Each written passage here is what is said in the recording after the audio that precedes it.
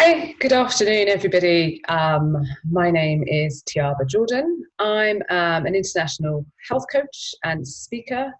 I really help success-focused CEOs and managers and companies who struggle maintaining peak performance due to their continued success demands. When they work with me, they discover their personal peak performance path to sustain high levels of energy, vitality, focus, and productivity. So they really can perform at this super high level at the top of the game, week in, week out, day in, day out. Today, I'm joining you on this wonderful event that Flex have organised with Eugenie to really talk about the future of work in response to what has gone on in the past few months in this pandemic. As the government begins to focus on exit strategies from lockdown, employers must prepare for anxieties that come with the loosening of social distancing, as we know, and returning to work. And this is not just from the perspective of immediate physical health risks, but also this ongoing psychological challenge posed by the pandemic, which is what I really want to touch on. So mental health was a pressing issue before COVID-19, very much so in the work that I do with the companies that I work for. But now, really, where are we? I mean, there's been a lot of talk about the fact that we are really entering into this mental health epidemic. Oh, I don't know quite how to do this. There we go. There we go, technical issues.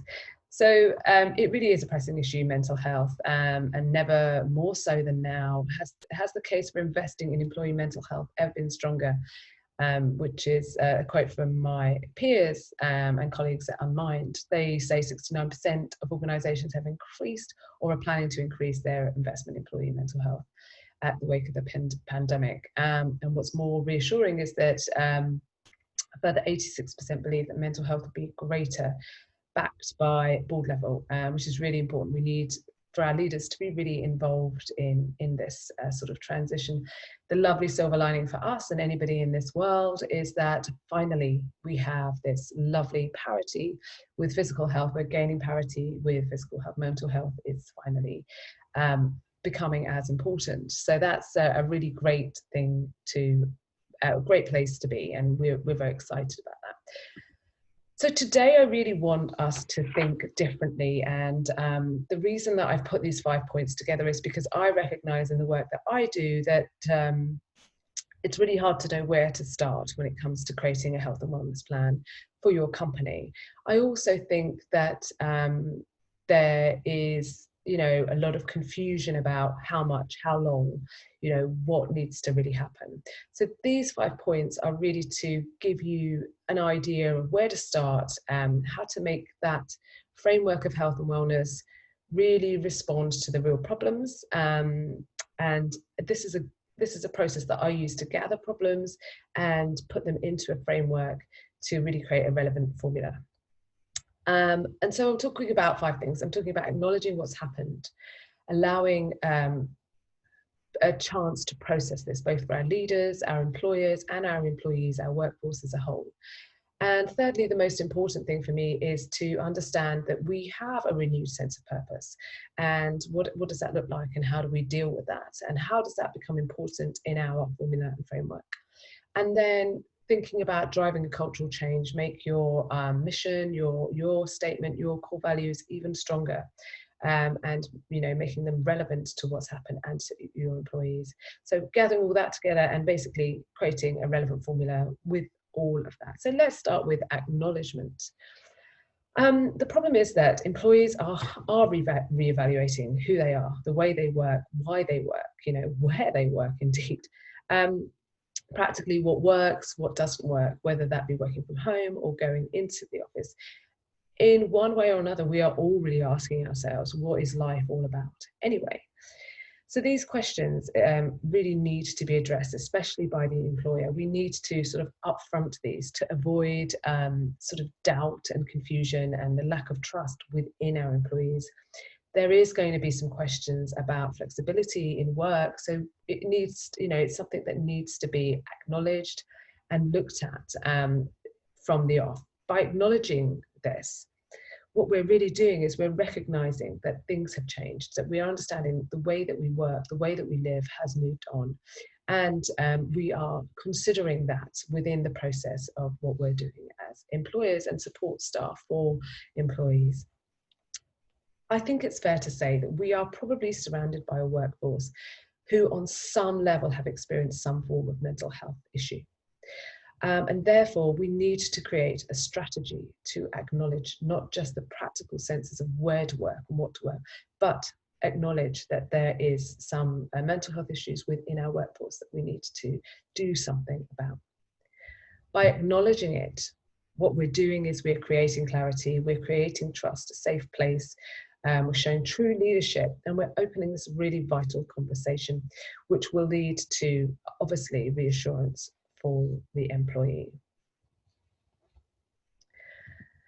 My second point is about allowing the transition time. So, I mean, we in the face of this virus have, gone through, experienced furloughing, fallibility. Some people have lost their loved ones or people around them. Some people have rekindled family relationships. Some people have broken family relationships, and there's a lot of divorce going on, as I understand. But a lot of people have rediscovered a new way of being and existing and working, but a kind of better work-life balance. And lots of questions have been asked around this. And so there's been a lot of change and a lot of movements.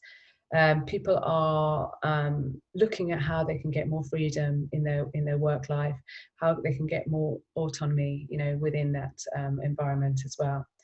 There's also been, and I've experienced personally from people that I've worked with, a sense of injustice, not just for those who've been furloughed, but also those who worked during the pandemic. So seeing others being furloughed and having to cope with working as well through this time.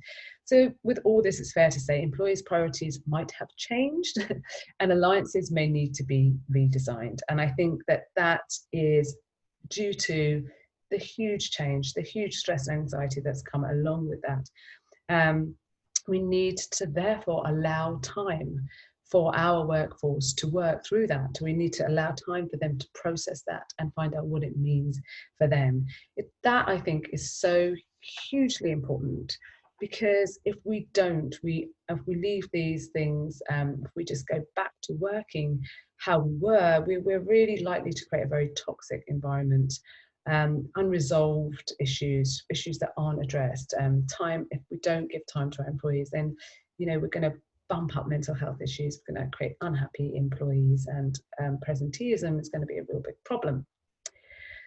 So what can we do? We do need to allow the time to transition back to work again. We could see this as an opportunity to really establish a stronger, more diverse team. We don't really need to do a lot of things, it's not like going outside and finding, some sort of formula for this. It's just really about offering people a place where they can talk about what's happened, openness, and also understanding how each other felt. We've been in isolation. I think everybody is much more inclined to want to talk, and it's important that we give time for people to have those conversations, give time for those problems to be aired with experts externally, or within the organisation, with more casual settings for these conversations to happen, and allowing time for this transition to happen, to process what has gone on. I think if we do this, we reconnect employees to the organisation and we build a stronger bond, which is really important. We have an opportunity to remind employees in this kind of moment about the values of the company and how we do value what's happened for them to be heard, showing that the employer isn't oblivious, and actually it's very supporting and caring. So that is really an important thing.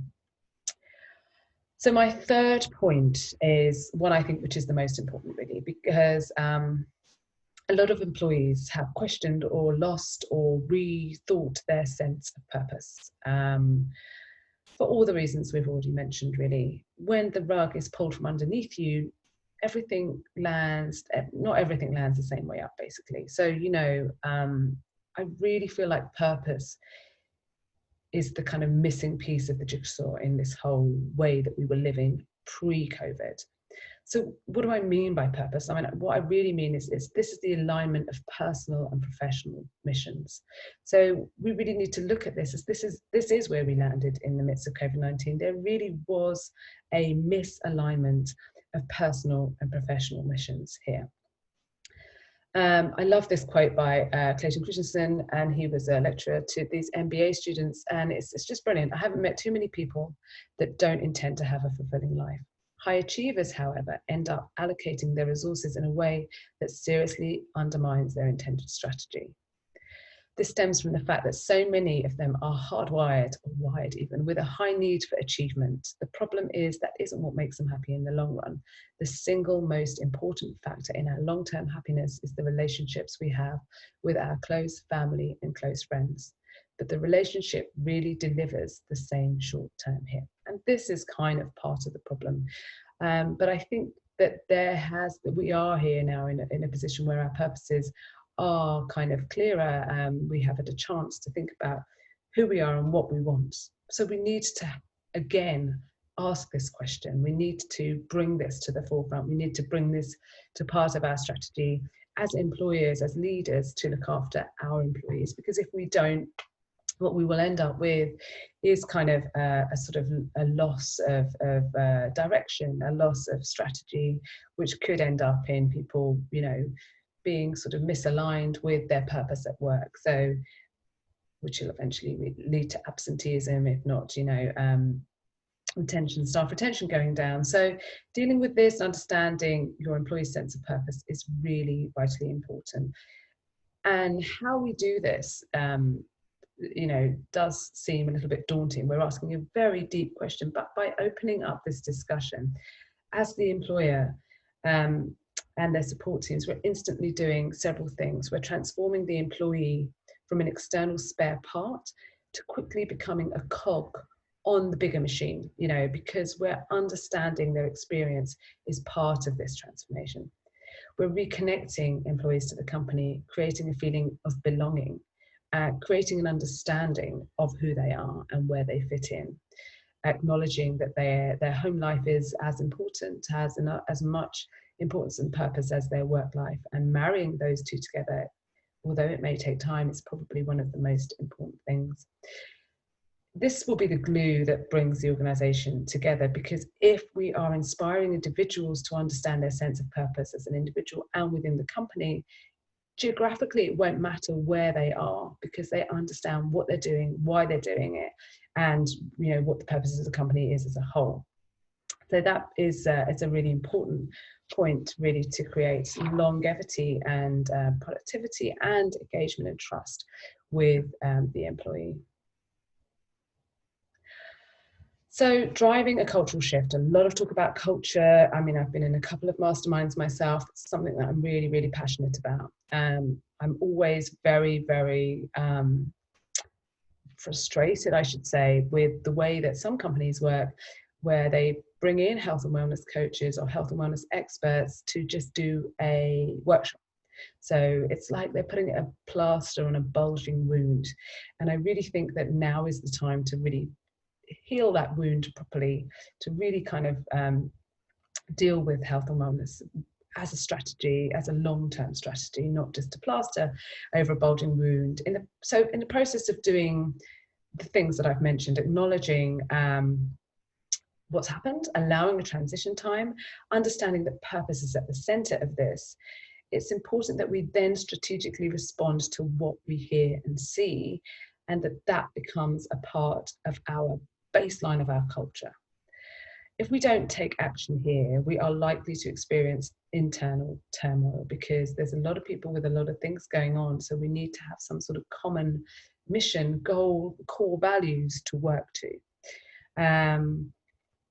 We really do need to think about creating a culture of openness and destigmatizing mental health, and allowing, you know, through education and more open conversations through storytelling to just really sort of properly affect how mental health exists and is seen in the workplace. So we do have a unique opportunity here to create a cultural change, and a culture of openness is something that I think is the difference between success and failure when it comes to looking after your workforce as a whole in terms of health and wellness. But the benefits of doing this are huge, because we will create long-term coping mechanisms for employees and organisations to communicate, to be open. We'll get control over the situation rather than burying it, or just face it full on, and embrace ways of making this work using technology or whatever it is. Finding a solution is also quite important. So reconnecting employees to the company through showing the core values, the mission of the company, considering their needs, understanding that mental health is part of their needs, and this is at the centre of what's important to them. So we get to my fifth point, which is creating a relevant formula. There are so many things to think about when it comes to health and wellness, and I could go on, branch out into more information around all of those points. But I want to give you a structure where you can actually begin, or you can actually apply this to your current workforce. There are a lot of programs out there. There are a lot of people doing health and wellness programs, and that's really great. These are my peers and colleagues, but we have never experienced this before. We have never experienced this pandemic and what it's done to us as a nation, as a global community. This is a unique set of circumstances, so we need to think about the solution with this in mind. To lift something off the shelf that already exists, it's possible that we will find some great solutions to some of the problems that exist within the health and wellness of our workforce, but we need to properly understand what the problem is to apply, a relevant solution. If we just do what we've done before, or do what we think is right, there's a chance that we'll have negative results or very few positive results, and end up wasting our resources, not to mention money.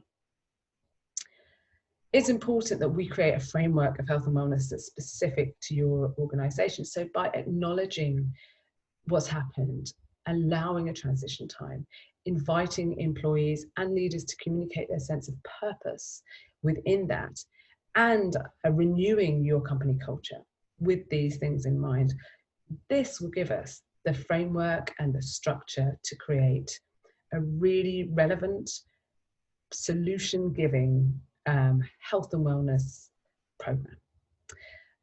By using the actual problems in the structure, you will create actual solutions and avoid spending time on general programs that may or may not work.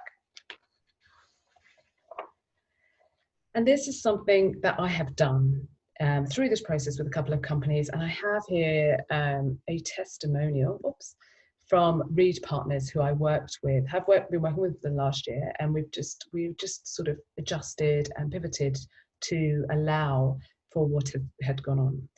And really by using that formula of acknowledging, allowing time, and working with managers, leaders and HRs to communicate the themes around this, we've really managed to nail a lot of the issues, and even through this time.